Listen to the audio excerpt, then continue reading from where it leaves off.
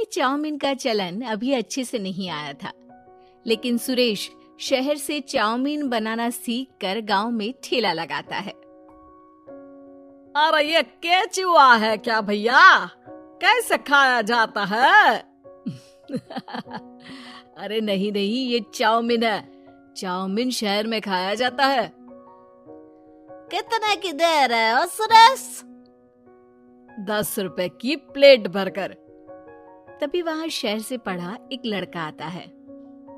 जरा एक plate chowmein तो देना। सुरेश उसे चाउमीन देता है। उसे चाउमीन खाता देख गांव वाले भी उससे चाउमीन ले लेते हैं और खाने लगते हैं। अरे वाह सुरेश भैया, कमाल की बनाए हो। 2 प्लेट मेरे बच्चों के लिए भी पैक कर दो। बस फिर क्या था, सुरेश का ठेला लगता है और चाउमीन खरीदने वालों की लाइन लग जाती है। तभी वहां से गांव का साहूकार होकर गुजरता है। और ये क्या भीड़ लगी है? लगता है झगड़ा हो गया है गांव में। चलूं मैं अभी तो मजे ले लूं। अरे काहे इतनी भीड़ लगी है यहाँ? लड़ाई हो गई है क्या? अरे साहूकार साहब, ना ना ना, कोई लड़ाई ना हुई है। ये तो सुरेश की दुकान है चाउमीन की। हम लोग चाउमीन खाने आए हैं, आप भी खाइए ना। साहूकार चाउमीन खाता है और सुरेश की तरफ देखता है, जो सारे दिन के पैसे गिन रहा होता है। अरे सुरेश, क्या लागत है इस काम की? अरे साहूकार जी, आप अब आए तो ये पूरे 10,000 रुपए ले जाइए, जो पिछले साल शहर जाने से पहले आपसे लिए थे ना। लागत तो क्या कहे, जो आपने दिया था उसी में सीखा भी है और दुकान भी खोल ली। अरे पैसे इतने जल्दी क्या जरूरत थी? कैसे जरूरत नहीं थी साहूकार जी, इतना मोटा ब्याज कहाँ से भरते। साहूकार को अब सुरेश की दुकान को हड़पने की लालच आ जाती है। नाना करते ये सारे दिन में 500 रुपए कमा ही लेता है। अरे गांव में ये ऐसे ही कमाता रहा तो कहीं ब्याज का काम ना शुरू कर दे। अरे भैया, कोई ना कोई जुगाड़ तो करना पड़ेगा। अब साहूकार घर आ जाता है और अपनी बीवी को सारी बात बताता है। हाँ जी, ये तो मैंने भी सुना है कि सुरेश के हाथ की चाउमीन नहीं खाई तो कुछ नहीं खाया। अरे हाँ हाँ, सही ही कहते हैं। मैं भी खा कर ही आ रहा हूँ। अरे भाग्यवान कितना अच्छा हो ना, अगर वो पैसा हम लोगों को मिल जाए। क्यों? हैं? हाँ, वो तो है, लेकिन कैसे? हम लोगों को तो चाउमीन बनाना आता ही नहीं है। साहूकार और उसकी बीवी अब रोज चुपके से सुरेश के घर जाते हैं और खिड़की से उसे चाउमीन बनाते देखते। अब क्या था, दोनों को चाउमीन बनाना आ जाता है। फिर एक रोज, और सुरेंद्र, तुझे साहूकारनी ने बुलाया था। बोल रही थी कि बेटे के जन्मदिन में 10 किलो चाउमीन का ऑर्डर देना है। बना दोगे ना? अरे हाँ हाँ साहूकार जी, मैं जरूर बना दूंगा। कब देना है घर में 10 किलो चाउमीन? अरे वो तो तू घर आकर बता कर लेना, मैं नहीं बता पाऊंगा। ठीक है, शाम को काम निपटा कर आ जाता हूँ। सुरेश साहूकार के घर जाता है, लेकिन वहाँ मियाँ बीवी मिलकर उसे बंधक बना लेते हैं।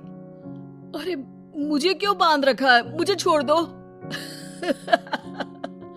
आज से तेरा ठेला मैं लगाऊंगा और बहुत सारे पैसे कमाऊंगा। साहूकार एक आदमी को सुरेश की निगरानी में लगा देता है और वहाँ से चला जाता है। अगले दिन, अरे साहूकार जी, आप कब से चाउमीन बेचने लगे? और अपना ये सुरेश कहाँ गया? अरे वो तो शहर गया है, उसका कोई काम निकल आया था। बोल रहा था कि जब तक वो ना आए तब तक मैं ही उसके ठेले का काम कर दूं। पैसे भी तो बहुत उधार ले रखे थे उसने। लगता है कर्जा भरने के डर से भाग गया है। अरे पर वो तो बोल रहा था कि उसने सारा कर्जा उतार दिया है, और वो क्यों भागेगा? इतना तो कमा रहा था। अरे मुझे क्या पता। अरे चाउमीन खाना है तो बोलो, नहीं तो भागो यहाँ से। अरे हाँ हाँ, दे दो दे दो। अब तो चाउमीन खाना पूरे गांव के लोगों के लिए आदत ही बन गया है। ना खाओ तो नींद ना आए। हाँ हाँ, तो लो और निकालो 50 रुपए। 50 रुपए क्यों? सुरेंद्र तो 10 रुपए में देता था। अरे वो पागल था, मैं थोड़ी ना हूं। गांव वाले जिनको चाउमीन की लत लग गई थी वो करते भी क्या, दे दो और ये लो 50 रुपए। लेकिन फिर साहूकार उन लोगों को प्लेट में थोड़ी सी चाउमीन रख देता है। अरे ये क्या, पैसे 5 गुना ज्यादा और चाउमीन बस इतनी सी। अरे साहूकार साहब, भगवान से तो डरो। बस फिर क्या था, साहूकार की मन मर्जी चलने लग जाती है और गांव वाले करते भी क्या। एक रोज मुझे तो लगता है कि सुरेश को साहूकार ने मार डाला होगा, क्योंकि उसका काम इतना अच्छा चल रहा था, फिर वो क्यों जाता, और वो भी साहूकार के हवाले दुकान करके। ना बाबा ना। अगले रोज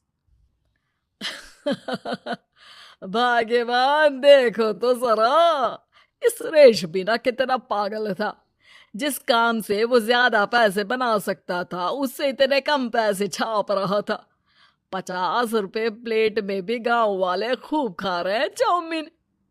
हाँ जी, और जितने में वो लोगों को 10 प्लेट खिलाता था। भर भर कर हम लोग उतने में 20 प्लेट बना रहे हैं, क्यों जी? वहीं सुरेश रोज भगवान से मांगता कि बस एक बार वो किसी तरह वहां से निकलने में कामयाब हो जाए, लेकिन उसकी हर कोशिश नाकामयाब होती। फिर एक दिन, अरे भाग्यवान, ऐसा कुछ करो कि चाउमीन बनाने का खर्चा आधा हो जाए, जिससे हम लोगों को और मुनाफा हो। ना जी, मुझे तो कोई तरकीब ना सूझ रही। अरे सुनो, एक काम करते हैं, चाउमीन बनाने में जो सब्जी लगती है वो मंडी में लेने तुम देर रात चली जाना। तब तक वो सारी सड़ी गली सब्जी जो दुकानदार वहीं फेंक जाते हैं वो उठा कर ले आना फ्री में। अरे वाह जी वाह, आप तो बहुत समझदार हैं जी। बीवी वैसा ही करती है, लेकिन अब लोग चाउमीन खाते तो मुंह बनाकर। फिर एक बार, अरे राम राम राम, ये पेट में दर्द काहे हो रहा है? आई, आई, आई, आई, आई। हाय रे हाय, मेरा भी पेट दर्द के मारे फटा जा रहा है। सभी को शक हो जाता है कि उन लोगों को चाउमीन खाने से ही ये बीमारी हो गई है। वहीं दूसरी तरफ जो आदमी सुरेश की निगरानी कर रहा था वो सो रहा होता है और मौका देखकर सुरेश वहां से भाग जाता है। सुरेश गांव वालों के पास जाकर उन्हें सब कुछ बता देता है। बस अब क्या था, साहूकार के घर पुलिस पहुंच जाती है। चलो, तुमने गांव के लोगों को खराब सब्जी वाली चाउमीन खिलाकर बीमार किया और सुरेश को बंधक बनाया। तुम्हें इसीलिए हम गिरफ्तार कर रहे हैं। साहूकार को पुलिस ले जाती है और फिर अगले दिन से सुरेश का ठेला गांव के बाजार में लग जाता है, जहां अब पहले से ज्यादा भीड़